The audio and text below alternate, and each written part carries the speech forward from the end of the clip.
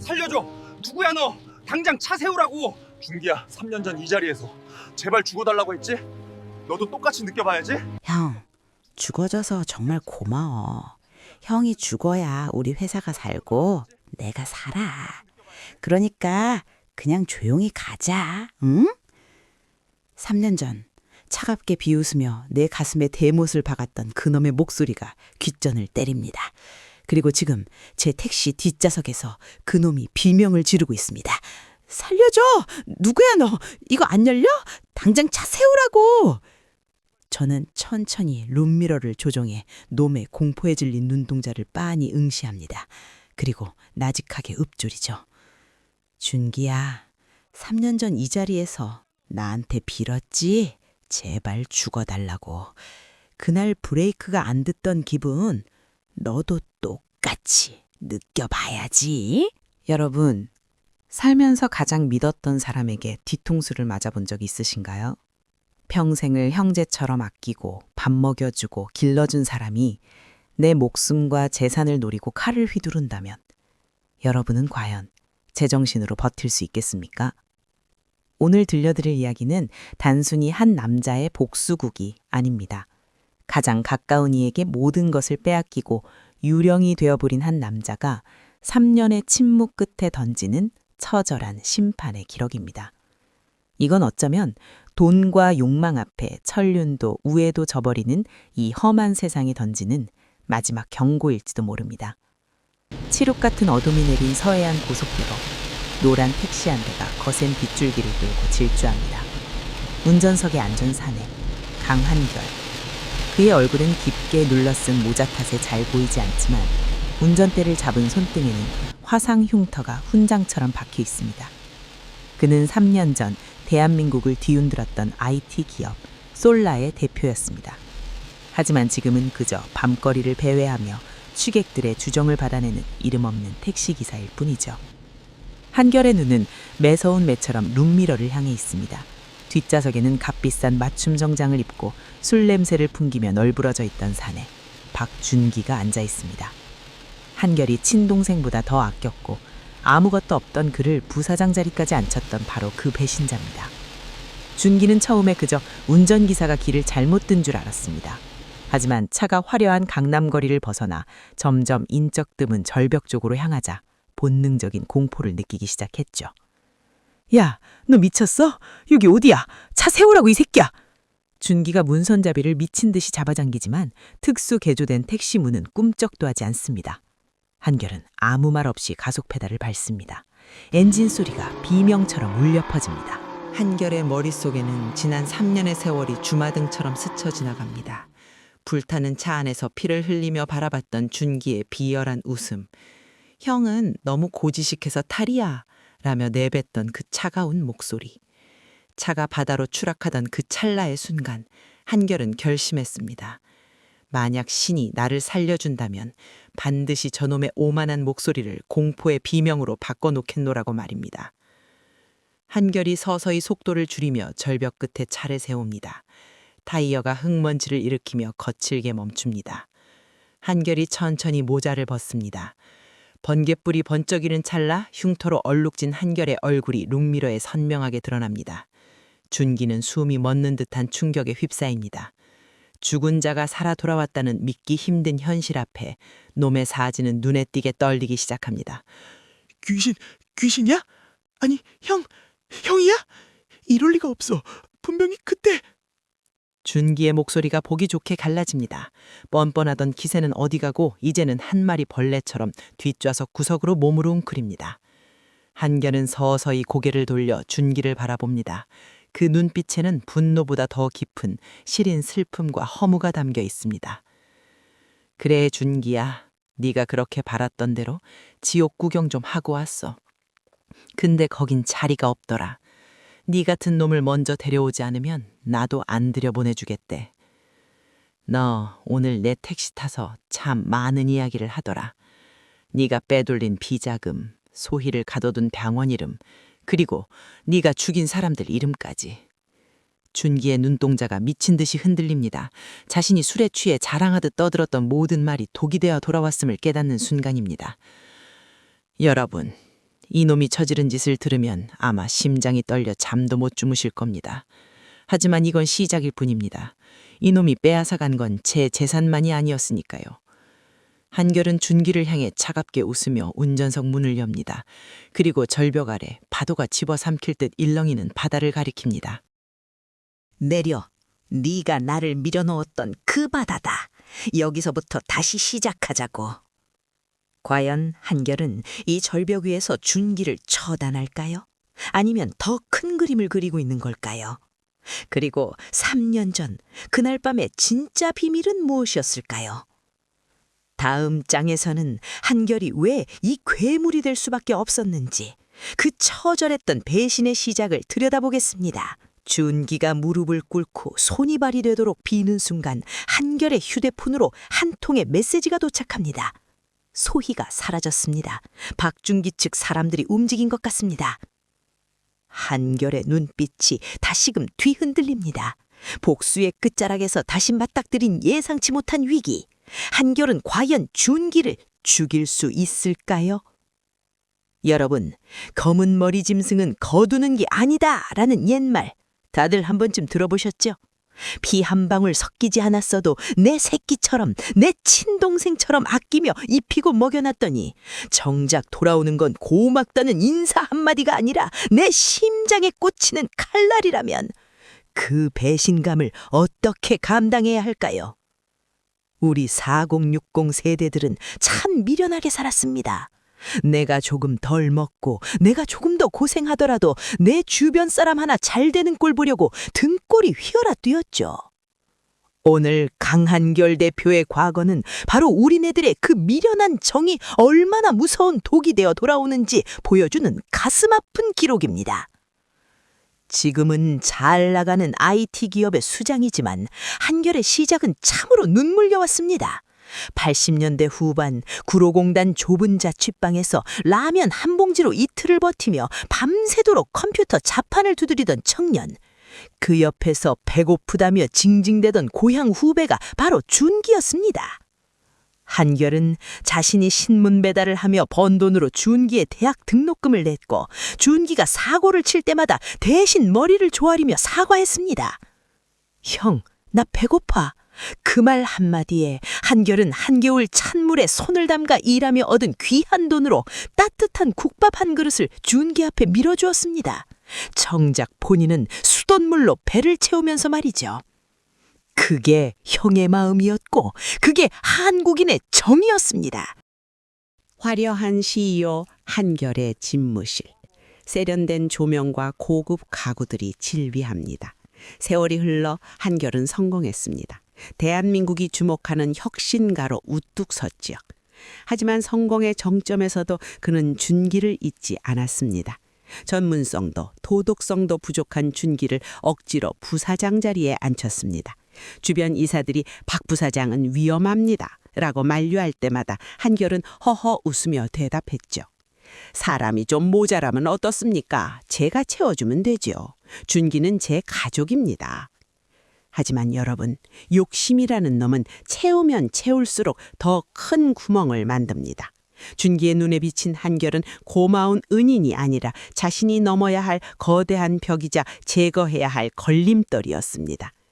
한결이 준기를 위해 차려준 화려한 사무실, 비싼 외제차, 그 모든 것이 준기에게는 당연한 권리가 되었고 이제는 한결이 가진 대표라는 명함까지 탐나기 시작한 겁니다.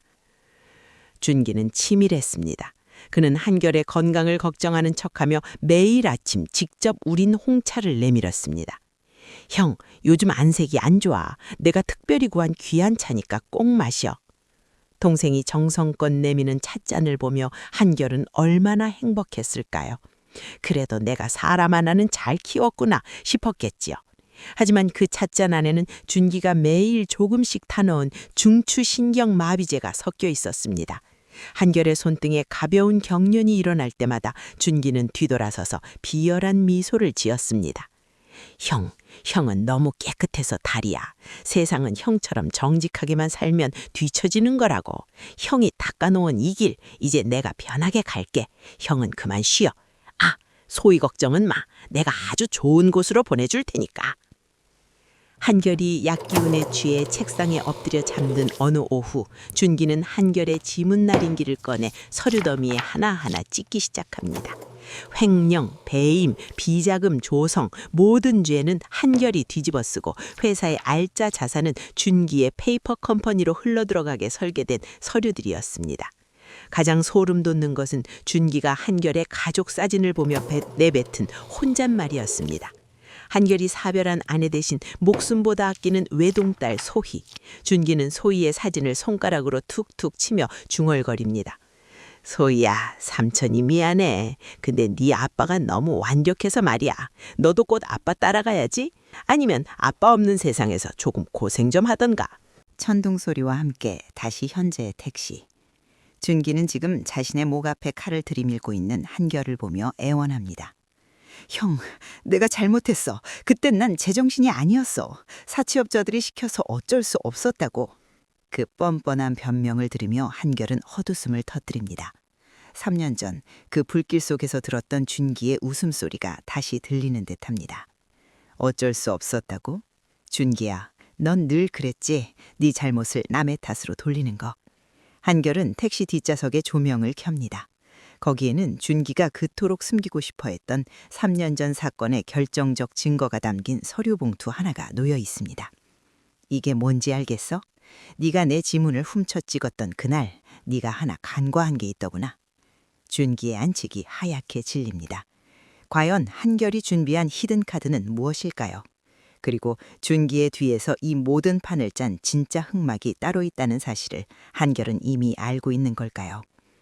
여러분, 모든 비극은 아주 작은 거짓말에서 시작되었습니다. 형을 위해서야, 조카를 위해서야 라는 그 가증스러운 말 한마디가 한 가정을 지옥으로 밀어넣었죠. 여러분은 지금 이 장면을 보며 어떤 생각이 드십니까? 부모를 사지고 몰아넣고 남겨진 자식마저 미친 사람 취급하며 정신병원에 쳐넣는 인간. 이런 인간을 우리는 짐승이라고 불러야 할까요? 아니면 악마라고 불러야 할까요? 아마 여러분 주변에도 다 너 잘되라고 하는 소리야 라며 내 실속만 챙기는 여우 같은 사람들 꼭 한 명씩은 있을 겁니다.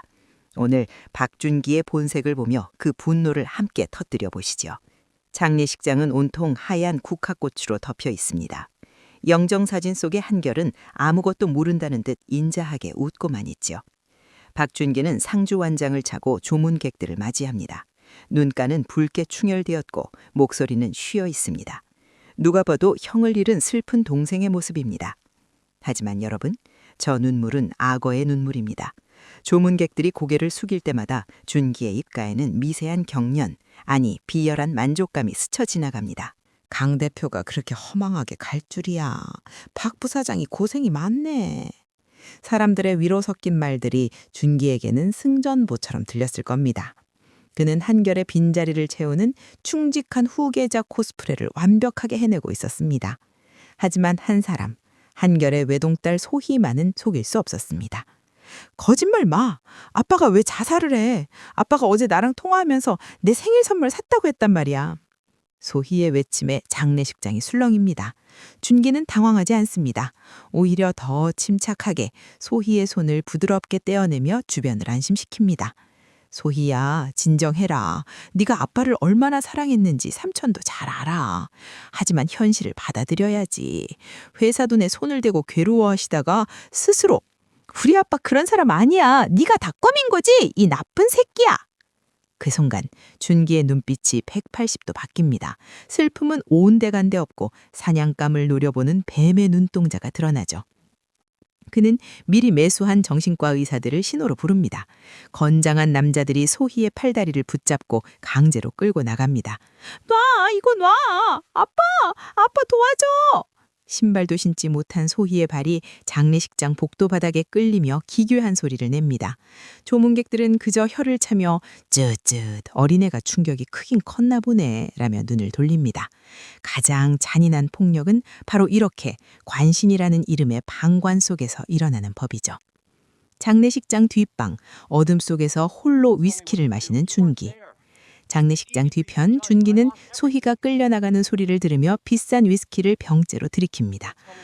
아, 시끄러워 죽는 줄 알았네.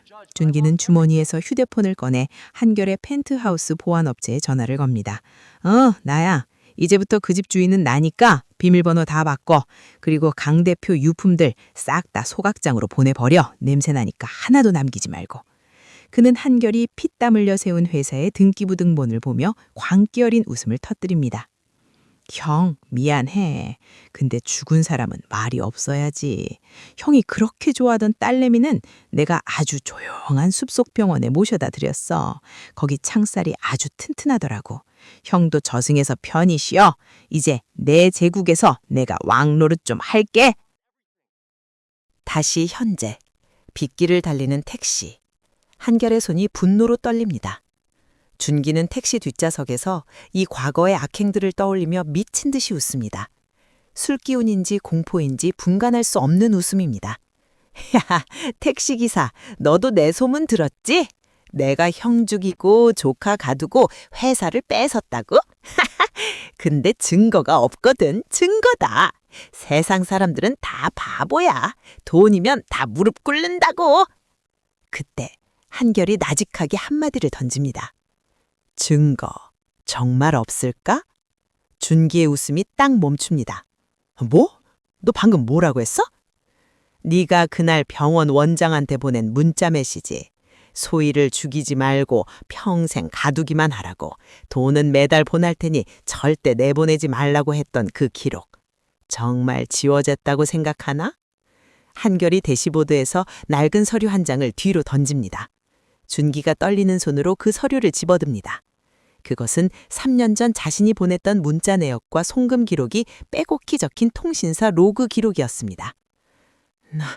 너 정체가 뭐야? 네가 이걸 어떻게... 정체? 그게 왜 궁금해? 넌 이제 소희가 있는 그 병원에 네 발로 들어가게 될 텐데. 한결이 급브레이크를 밟습니다. 차가 멈춘 곳은 낡은 표지판이 달린 햇살 요양병원 입구입니다. 준기가 소희를 가뒀던 바로 그 지옥입니다. 그런데 병원 입구에서 누군가 한결의 택시를 향해 손을 흔듭니다. 대표님, 기다리고 있었습니다. 그 사람은 놀랍게도 한결을 배신했다고 믿었던 김 비서였습니다. 여러분, 살다 보면 저 사람은 절대 나를 배신하지 않을 거야 라고 굳게 믿는 사람이 한 명쯤은 있죠. 가족보다 더 많은 시간을 보내고 네 비밀까지 공유했던 사람. 그런 조력자가 결정적인 순간에 네 등에 칼을 꽂는다면 그 상처는 과연 아물 수 있을까요? 돈이 사람을 바꾼다는 말, 참 슬프지만 부정하기 힘든 현실입니다. 여러분이라면 평생을 믿어온 동지의 이런 배신을 견딜 수 있겠습니까? 오늘 한결은 그 처절한 나락에서 어떻게 다시 숨을 쉬게 되었는지 그 기적 같은 생존의 비밀이 밝혀집니다. 차가운 바닷물이 순식간에 차 안으로 밀려듭니다. 수압 때문에 문은 꿈쩍도 하지 않고 한결의 의식은 서서히 멀어져 갑니다. 머리에서는 피가 흘러 시야를 붉게 물들입니다. 그때 그의 머릿속을 스치는 것은 홀로 남겨질 딸 소희의 얼굴이었습니다. 내가 여기서 죽으면 내 딸은 저 괴물들 손에 죽는다. 한결은 혼미해지는 정신을 붙잡고 뒷좌석 밑을 더듬습니다. 주말마다 소희와 함께 스쿠버 다이빙을 즐기기 위해 실어두었던 소형 산소통. 그것은 신이 그에게 느린 마지막 동아줄이었습니다. 그는 입에 호흡기를 물고 폐부 깊숙이 공기를 들이마십니다. 그리고 깨진 유리창 파편으로 안전벨트를 끊어내고 필사적으로 차 밖으로 몸을 밀어넣습니다. 칠흑 같은 바다 한가운데 한결은 구사일생으로 바위 틈에 몸을 숨깁니다. 멀리 절벽 위에서 준기와 김비서가 불타는 수면을 내려다보는 실루엣이 보입니다. 그들은 한결의 죽음을 확인하듯 담배를 나눠 피우며 낄낄거립니다. 한결은 차가운 바닷물 속에서 이를 악물며 다짐합니다. 너희들이 죽인 건 강한결이다. 이제부터 살아있는 건 너희들의 죄를 심판할 유령이다. 한결이 찾아간 곳은 유일하게 연락이 닿은 고등학교 동창 성형외과 전문의 박 박사였습니다. 온몸이 상처투성이인 친구를 보며 박 박사는 경악을 금치 못합니다. 한결아, 이게 대체 어떻게 된 거야? 경찰에 신고부터 해야 해. 아니, 박사야. 경찰도 검찰도 이미 박준기가 다 매수했어. 지금 내가 살아있다는 게 알려지면 난 다시 죽어. 나를 아예 다른 사람으로 만들어줘. 아무도 나를 알아보지 못하게. 4달에 걸친 대수술과 지옥 같은 재활훈련. 한결은 거울 속에 비친 낯선 남자를 보며 매일 밤 눈물을 삼켰습니다. 흉터가 남은 눈매, 거칠어진 피부, 그리고 이전의 부드러움을 지워버린 서늘한 눈빛. 그는 자신의 모든 과거를 지우고 강철이라는 가짜 이름의 택시기사 면허증을 손에 넣었습니다. 현재 택시 밖에서 비를 맞으며 서 있는 김비서의 차가운 미소. 다시 현재입니다. 준기를 태운 택시가 멈춰선 곳, 그곳에는 배신자 김비서가 서 있습니다. 준기는 김비서를 보자마자 미친 듯이 소리칩니다. 김비서, 저놈이야! 저 운전기사가 강한결이라고 빨리 사람 불러 저놈 죽여버려! 하지만 김비서는 미동도 하지 않습니다. 오히려 우산을 받쳐들고 운전석 쪽으로 다가와 정중하게 허리를 식입니다. 대표님, 3년 만에 뵙습니다. 얼굴이 많이 변하셔서 못 알아뵐 뻔했습니다. 준기의 눈이 튀어나올 듯 커집니다. 뭐? 김비서, 너 지금 무슨 소리 하는 거야? 네가 왜 저놈한테 대표라고 불러? 김비서가 차갑게 준기를 내려다보며 말합니다. 부사장님, 아니 박준기 씨, 제가 그때 왜 당신 손을 잡았다고 생각하십니까? 당신 같은 욕심 많은 인간은 반드시 증거를 남기거든요. 당신의 그 오만한 자백들을 모으기에 당신 옆자리만큼 좋은 것이 없다군요. 화면 속에는 준기가 3년 동안 비자금을 세탁하고 병원 원장과 소희의 안위를 두고 거래했던 모든 통화 녹취록과 영상이 들어 있습니다. 세상에 영원한 조력자는 없습니다. 특히 당신 같은 배신자에겐 더더욱 그렇죠. 저는 처음부터 강 대표님의 지시를 받고 움직인 겁니다. 당신의 그 추악한 제국을 안에서부터 무너뜨리기 위해서 말이죠. 종기는 뒷좌석에서 거품을 물며 쓰러집니다. 하지만 한결의 표정은 여전히 차갑습니다. 김비서, 소희는? 김비서의 얼굴이 순식간에 어두워집니다. 그게 원장이 준기의 몰락을 눈치채고 소희 양을 데리고 뒷문으로 도망쳤습니다. 지금 추격 중입니다만. 한결이 다시 가속 페달을 밟습니다. 어디로 갔어? 말해. 인근 폐항구로 향한 것 같습니다. 배를 태워 해외로 빼돌리려는 모양입니다. 한결의 택시가 굉음을 내며 빗길을 가로지릅니다. 딸을 향한 마지막 사투가 시작되는 순간입니다. 여러분, 하늘도 무심하시지라는 말이 이럴 때 나오는 걸까요? 3년을 택시 운전석에서 쪽잠을 자며 오직 복수 하나만을 위해 버텨온 사내에게 돌아온 것이 고작 이런 시련이라니요. 내 몸이 무너지는 것보다 내 자식이 사지로 내몰리는 것을 지켜봐야 하는 부모의 심정, 감히 누가 상상이나 할 수 있겠습니까? 저런 놈은 천벌을 받아 마땅하다라고 우리 모두 한마디씩 던지고 싶지 않으신가요? 제 자식 귀한 줄 모르고 남의 귀한 딸을 제물로 삼는 저 파렴치한 인간을 보며 오늘 우리는 인간의 탈을 쓴 악마가 어디까지 갈 수 있는지 보게 될 것입니다. 기사식당의 시끄러운 TV 소리와 낡은 선풍기 돌아가는 소리. 3년 전 얼굴을 바꾸고 세상에서 지워진 한결이 가장 먼저 찾아간 곳은 변두리의 낡은 기사식당이었습니다. 아무도 그를 돌아보지 않는 곳. 기름때 묻은 작업복과 고단한 한숨이 일상이 된 것에서 그는 유령처럼 숨어 지냈습니다. 4,000원짜리 시큼한 김치찌개 하나로 하루를 버티며 그는 오직 박준기의 동선을 파악하는 데 모든 신경을 곤두세웠습니다. 잠을 자면 소희의 비명소리가 들려 번번이 잠에서 깼습니다. 그러면 그는 다시 택시 운전대를 잡았습니다. 준기가 자주 드나드는 강남의 룸살롱, 비자금을 세탁하는 외곽의 창고, 심지어 준기가 새로 사들인 펜트하우스의 배달 통로까지. 한결의 낡은 수첩은 준기의 죄악으로 빼곡히 채워졌습니다. 하지만 그 지독한 집념은 그의 몸을 갉아먹고 있었습니다. 빗물 섞인 바닷물을 마셨던 폐는 수시로 통증을 유발했고 성형수술의 부작용으로 안면 근육은 비 오는 날이면 바늘로 찌르는 듯한 고통을 주었습니다. 조금만 더. 소희를 찾을 때까지만 버텨다오. 한결은 매일 제 가슴을 치며 기도했습니다. 자신의 명줄이 얼마 남지 않았음을 느꼈기 때문입니다. 하지만 박준기는 승승장구했습니다.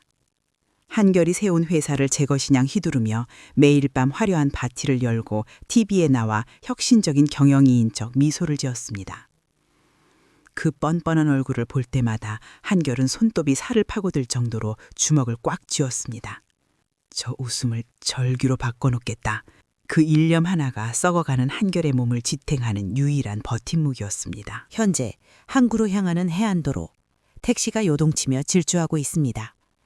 다시 현재로 돌아온 택시 안, 한결은 입가에 묻은 피를 거칠게 닦아냅니다. 준기는 한결의 상태를 눈치채고 더욱 기세등등해집니다. 형, 얼굴색이 말이 아니네. 그 얼굴로 누굴 구하겠다고? 경찰? 네가 부른 경찰들이 도착할 때쯤이면 소희는 이미 공해상에 떠 있을걸. 그리고 급의 선장이 누군지 알아? 나한테 빚진 게 아주 많은 놈이지. 준기의 날은 칼이 되어 한결의 가슴을 후벼 팝니다. 설상가상으로 뒤에서는 병원 원장이 보낸 검은색 승용차 2대가 택시의 꽁무니를 들이받기 시작합니다. 한결은 시야가 흐려지는 것을 느낍니다. 눈앞의 도로가 2개로 보이고 가슴은 터질 듯 압박해 옵니다. 3년 전 바닷속으로 가라앉던 그 죽음의 공포가 다시 그를 덮칩니다. 이대로 끝인가?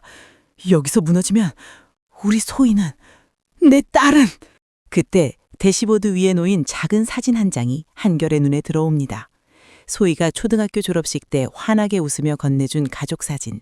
사진 속의 자신은 참으로 평온했습니다. 준기야, 넌 오늘 내 딸을 건드리지 말았어야 했어. 한결의 목소리가 바뀌었습니다. 죽음을 목전에 둔 자의 초연함이 담긴 소름 끼치도록 차분한 목소리였습니다. 그는 갑자기 핸들을 꺾어 추격하던 차량 사이를 아슬아슬하게 통과합니다. 뭐야? 너 미쳤어? 죽고 싶어? 준기가 당황해 소리칩니다. 한결은 대답 대신 택시 안에 설치된 라이브 스트리밍 장치에 전운을 올립니다. 여러분, 저는 지금 제 딸을 유괴한 박준기 부사장과 함께 죽음의 경주를 하고 있습니다. 지금부터 이 택시 안에서 일어나는 모든 일은 대한민국 전체에 생중계될 것입니다. 한결은 마지막 남은 생명력을 모두 짜내듯 가속 페달을 바닥까지 밟습니다. 엔진이 터질 듯 비명을 지르고 차체는 빗기 위를 미끄러지듯 비행합니다. 준기야, 기억나니? 내가 다이빙할 때 알려준 거. 가장 깊은 어둠 속에 들어갔을 때 비로소 빛이 보이는 법이라고. 한결은 항구 끝 바다를 향해 뻗은 부둣가로 차를 몰아넣습니다. 저 멀리 소희를 태우려는 소형 선박의 조명이 보입니다. 안 돼! 멈춰! 제발 멈춰! 준기의 비명과 함께 택시는 부두의 차단막을 뚫고 허공으로 솟구칩니다. 차가 바다에 닿기 직전 한결의 시야에 소희를 안고 도망치던 원장의 모습이 포착됩니다. 한결은 차 안에서 마지막으로 소리칩니다. 김비서, 지금이야! 그 순간 항구 전체에 거대한 서치라이트가 켜지며 수십 대의 경찰차가 등장합니다. 하지만 한결과 준기가 탄 택시는 이미 검은 바닷속으로 육중하게 추락하고 맙니다. 여러분, 드디어 그 시간이 왔습니다. 억울해서 잠 못 이루던 밤들, 가슴에 맺힌 응어리가 단숨에 식혀내려가는 이 순간을 얼마나 기다리셨습니까? 우리는 압니다. 세상에 비밀은 없고 뿌린 대로 거둔다는 그 평범하지만 위대한 진리를 말이죠. 내 눈에 피눈물 나게 한 사람, 반드시 제 눈에 불똥 떨어지는 날이 온다는 걸 오늘 강한결 대표가 몸소 보여줍니다. 무력하게 당하기만 하던 주인공의 눈빛이 서늘한 칼날로 변하는 순간 여러분의 심장도 함께 뛰지 않으십니까? 한결은 천천히 고개를 돌려 준기를 바라봅니다. 각혈로 엉망이 되었던 입가에는 비장한 미소가 걸려 있습니다. 3년 전 바닷속에서 죽음을 마주했을 때보다 더 단단하고 형형한 눈빛입니다. 준기야, 넌 내가 왜 3년 동안 하필 택시를 탔는지 궁금해하지 않았지? 택시는 말이야, 세상에서 가장 많은 비밀이 오가는 고해성사서거든. 한결은 대시보드 아래 숨겨두었던 메인 서버 장치를 꺼냅니다. 그 안에는 지난 3년간 준기가 택시에 탔을 때뿐만 아니라 그와 연루된 비리 정치인, 부패한 경찰 간부들이 이 택시 안에서 나누었던 모든 은밀한 대화가 고스란히 담겨 있었습니다. 이거 놔! 이거 당장 꺼! 야, 김비서! 너 뭐하고 있어? 당장 저거 뺏으라고! 준기가 창밖에 김비서를 향해 소리치지만 김비서는 차갑게 우산을 받쳐든 채 경찰들과 함께 걸어올 뿐입니다. 부사장님, 라이브 방송은 이미 지상파 뉴스까지 중계되고 있습니다. 서버는 클라우드에 복제되어 있어서 지금 기기를 부순다 해도 소용없습니다. 한결은 3년 만에 처음으로 등을 꼿꼿이 펴고 차에서 내립니다. 빗줄기가 그의 얼굴에 남은 복수의 흉터를 씻어내리는 듯합니다. 그는 자신을 애워싼 경찰들을 향해 당당하게 외칩니다. 강남경찰서 최 반장님, 3년 전 제 사고 수사를 종결하셨던 분이죠. 지금 이 방송 보고 계실 거라 믿습니다. 박준기 씨의 자백은 물론 당신이 받은 뇌물 장부까지 지금 실시간으로 공개되고 있습니다. 이제 선택하시죠. 공범이 될 것인지 지금이라도 수갑을 채울 것인지. 비리 경찰들이 당황하며 서로의 눈치를 봅니다. 준기는 차 안에서 문을 잠그고 버티지만 이미 전 국민의 눈이 이 현장을 지켜보고 있습니다. 준기야, 넌 늘 그랬지. 사람은 돈으로 살 수 있다고. 하지만 네가 사지 못한 게 딱 하나 있어. 그건 바로 평범한 사람들의 분노다. 채팅창에는 분노한 시민들의 제보가 잇따릅니다. 준기가 운영하던 회사의 불법 거울에 소희가 갇혀있던 병원의 비리 실태까지 한결이 3년 동안 묵묵히 깔아놓은 복수의 그물에 준기뿐만 아니라 그와 연결된 거대한 부패의 사슬이 한꺼번에 걸려댄 것입니다. 경찰들이 압박감을 이기지 못하고 준기 차문을 강제로 개방합니다. 악! 이건 와! 내가 누군지 알아? 나 박준기야. 솔라 대표래고. 고급 양복이 진흙탕에 구겨지고 준기는 경찰들에 의해 바닥에 처박힙니다. 한결은 그 앞에 서서 나직하게 내려다봅니다. 박준기, 미터기 멈췄다. 이제 지옥 통행료 낼 시간이야. 네가 빼앗은 내 이름, 내 재산, 그리고 내 딸의 눈물. 이제 하나씩 이자를 쳐서 갚아줘야겠다. 준기는 흙탕물을 들이키며 울부짖습니다. 형 잘못했어. 살려줘. 우리 좋았잖아. 하지만 한결은 뒤도 돌아보지 않고 소희가 구출되는 쪽으로 발걸음을 옮깁니다. 모든 것이 해결된 듯 보였던 그 순간 구출된 아이들을 태운 구급차 쪽에서 비명이 들립니다. 안 돼. 아이가 숨을 안 쉬어요. 원장이 도망가기 전에 약물은 주입한 것 같습니다. 한결의 심장이 다시 한번 내려앉습니다. 복수는 성공했지만 과연 그는 딸을 온전하게 품에 안을 수 있을까요? 한결은 미친 듯이 구급차를 향해 달립니다. 소희야! 소희야! 하늘이 무너져도 솟아날 구멍은 있다는 말, 그리고 죄 짓고는 못 산다는 그 투박한 옛말이 사실임을 우리는 확인했습니다. 평생을 남을 위해 헌신하다 배신당해 가슴에 응어리가 졌던 우리 4060 세대 여러분. 오늘 이 남자의 마지막 뒷모습을 보며 여러분의 마음속 한도 조금은 씻겨내려 가셨나요? 세상이 아무리 험하고 돈이 전부인 것 같아도 결국 진실은 제자리를 찾아가고 악인은 제 꾀에 제가 넘어지기 마련입니다. 이제 그 답답했던 마음 시원하게 비워내셔도 좋습니다. 닥준기는 무기징역을 선고받았습니다. 살인 공모, 납치, 횡령, 그리고 수많은 뇌물 비리까지 그와 함께 탐욕의 성을 쌓았던 부패한 경찰 간부와 병원 원장 역시 줄줄이 쇠고랑을 찼습니다. 준기가 그토록 목숨 걸고 지키려 했던 솔라의 주식은 휴지 조각이 되었고 그의 이름으로 된 모든 재산은 국가로 환수되어 피해자들을 위한 기금으로 쓰이게 되었습니다. 교도소 안에서 준기는 매일 밤 악몽에 시달립니다. 한결의 얼굴이 룸미러에 비치던 그 공포의 순간, 그리고 자신이 사지로 몰아넣었던 소희의 울음소리가 천장 가득 울려 퍼지죠. 이제 그에게 남은 것은 무덤조차 허락되지 않을 고독한 시간과 평생을 짊어지고 가야 할 죄책감의 무게뿐입니다. 이것이 바로 무덤 없는 자가 치러야 할 마지막 대가였습니다. 따스한 햇살이 내리쬐는 오후, 공원의 아이들의 웃음소리. 반면 한결의 세상은 다시 빛을 찾았습니다. 다행히 소희는 김비서의 빠른 대처로 생명에 지장 없이 회복되었습니다. 비록 마음의 상처를 치유하는 데 시간이 걸리겠지만 이제 곁에는 세상에서 가장 튼튼한 버팀목인 아빠가 있습니다. 한결은 예전처럼 화려한 정장을 입은 CEO로 돌아가지 않았습니다. 대신 그는 성형수술로 얻은 낯선 얼굴과 흉터까지도 자신의 삶의 일부로 받아들였습니다. 그는 여전히 노란 택시를 몹니다. 다만 이제 그의 택시는 복수의 수단이 아니라 누군가의 아픔을 듣고 위로를 건네는 작은 사랑방이 되었습니다. 아빠, 이제 정말 괜찮은 거야? 다시는 그 나쁜 사람들이 우리 안 괴롭히지? 소희가 아빠의 팔을 꼭 잡으며 묻습니다. 한결은 소희의 눈을 지그시 바라보며 부드럽게 미소 짓습니다. 그럼 소희야, 이제 아빠가 너 절대 안 놓을 거야. 우리 다시는 헤어지지 말자. 한결은 주머니에서 3년 동안 품고 다녔던 낡은 가족 사진을 꺼내봅니다. 빛바랜 사진석 안에는 이제 하늘나라에서 편안히 웃고 있을 것입니다. 복수는 끝났고 이제 남은 것은 사랑하는 딸과 함께 만들어갈 평범하고 소중한 일상뿐입니다. 아빠, 이제 운전 그만하고 좀 쉬면 안 돼? 이제 우리 돈도 많잖아. 소희의 귀여운 투정에 한결은 허허 웃으며 택시 문을 엽니다. 소희야, 아빠는 이 택시 운전석이 참 좋다. 여기서 사람들의 진짜 살아가는 이야기를 듣다 보면 세상이 아직은 살만하다는 생각이 들거든.